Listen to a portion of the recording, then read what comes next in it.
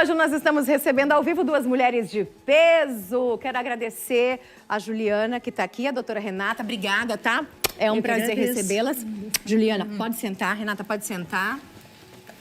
Bom, vamos falar então em relação a todas essas questões. Estamos no mês da mulher e a gente fala assim, nossa, mas a mulher já conquistou tanta coisa, né? Quando a gente fala até do Dia Internacional da Mulher, a gente sabe que é uma luta política, foi uma luta política e continua sendo.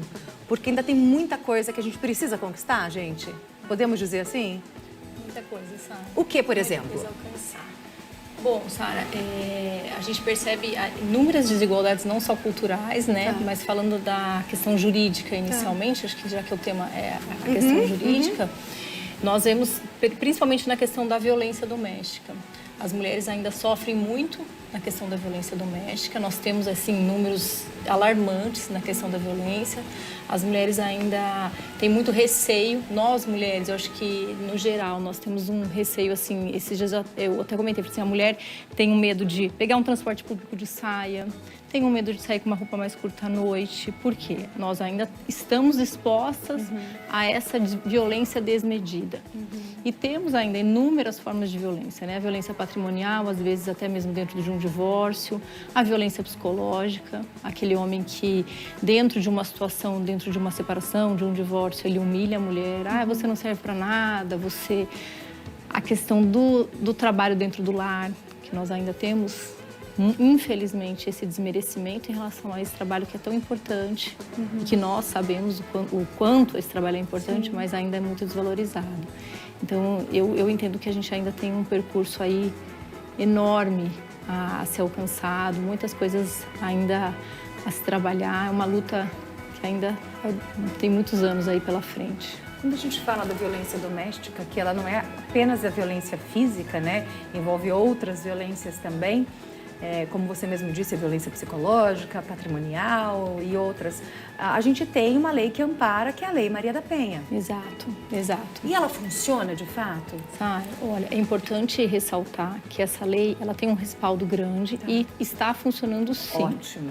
Tá? Nós temos hoje o botão do pânico. Que é maravilhoso. Que é um aplicativo que a mulher tem em mãos no momento em que ela se sente ameaçada. Então, ela tem o botão do pânico em mãos. Nós temos a guarda da Maria da Penha, que é já voltada para essa questão da violência doméstica. E temos dentro da Lei Maria da Penha inúmeros instrumentos favoráveis à mulher.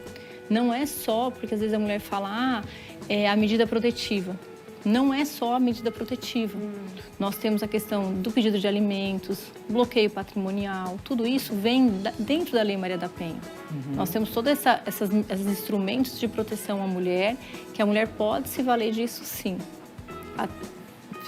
Posso fazer Pode falar, Renata? Desculpa. Imagina que isso, com licença. É que quando a doutora Janaína falou sobre essa questão da Juliana, desculpa, sobre essa questão da Lei Maria da Penha, eu me lembrei que tem, dentro da Lei Maria da Penha, um dispositivo que protege as mulheres no ambiente de trabalho.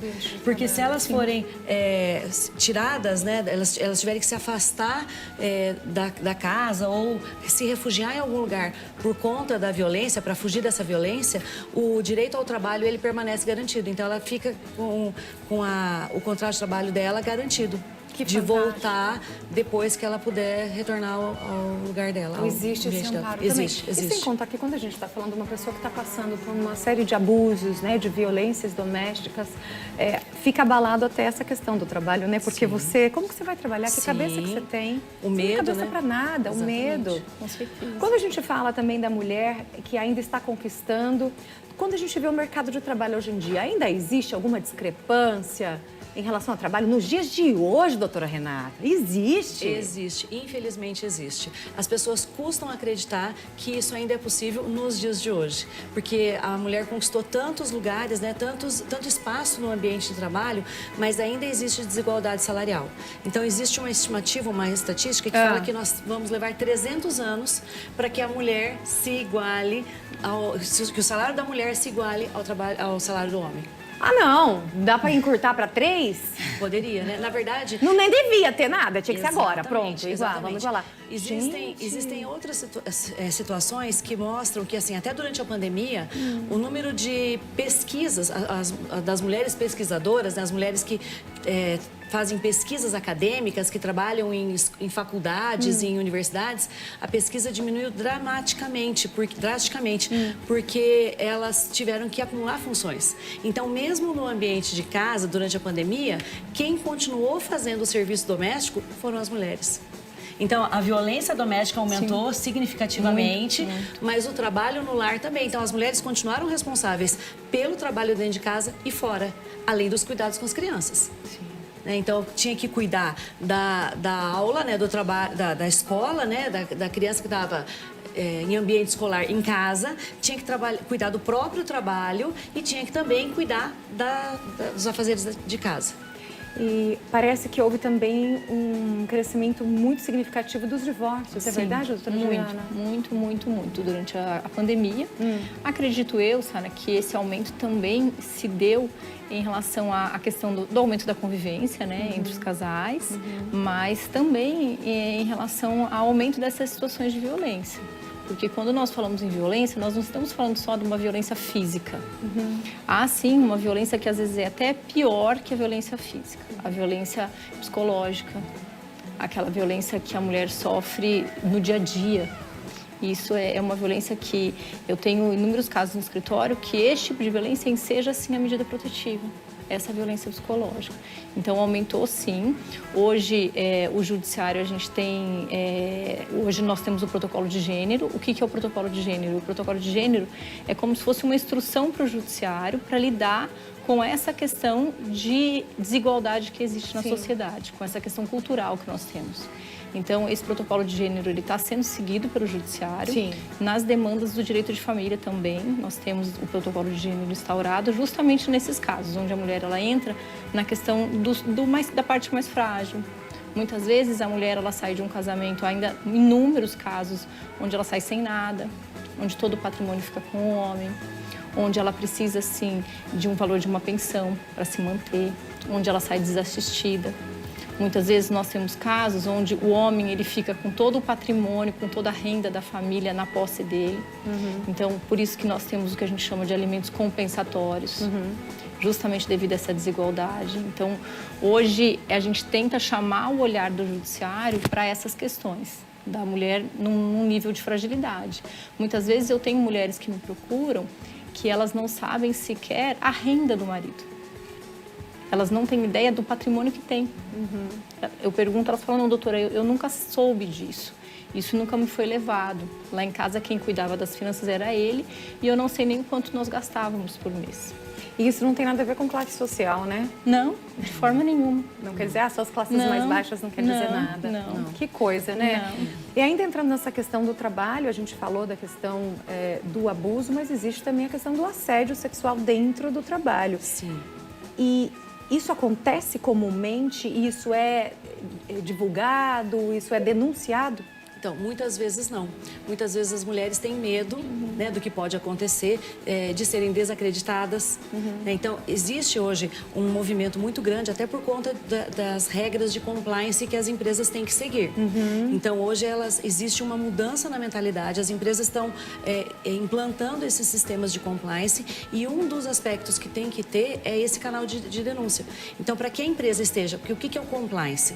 É você estar em conformidade com a lei.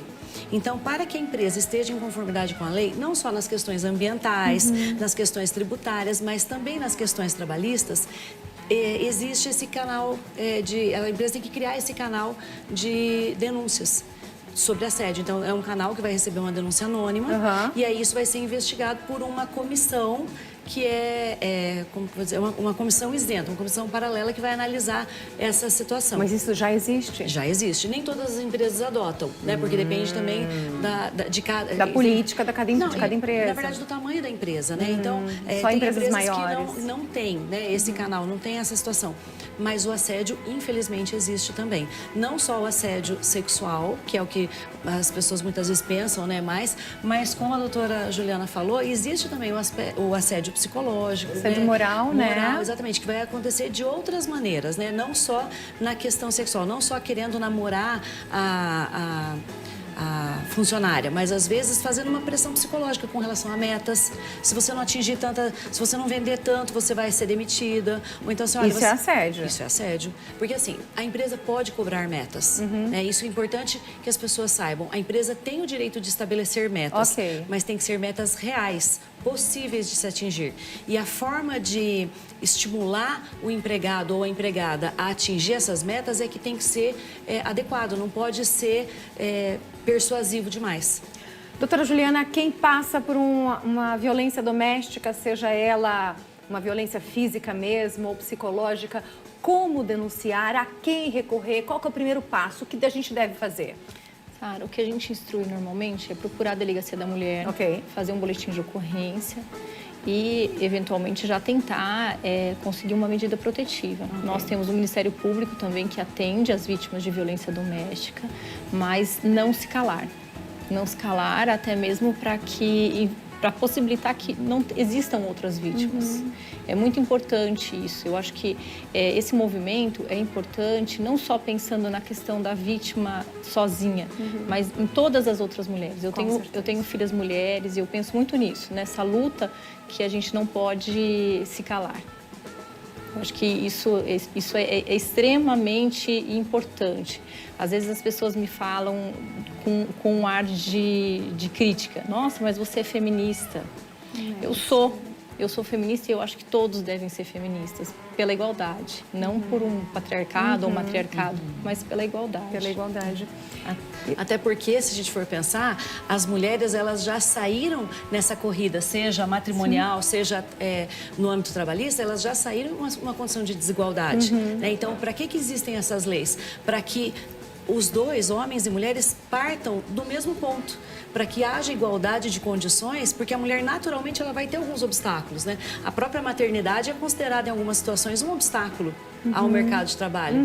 Então nós conversávamos há pouco, né? Muitas vezes numa entrevista de emprego as pessoas perguntam: mas você pretende ter filhos? Você quer ter outros filhos? Já não vai ser contratada. E se você tiver filhos? Então já começa assim, que a mulher ela tem esse obstáculo. Então por que existem as leis?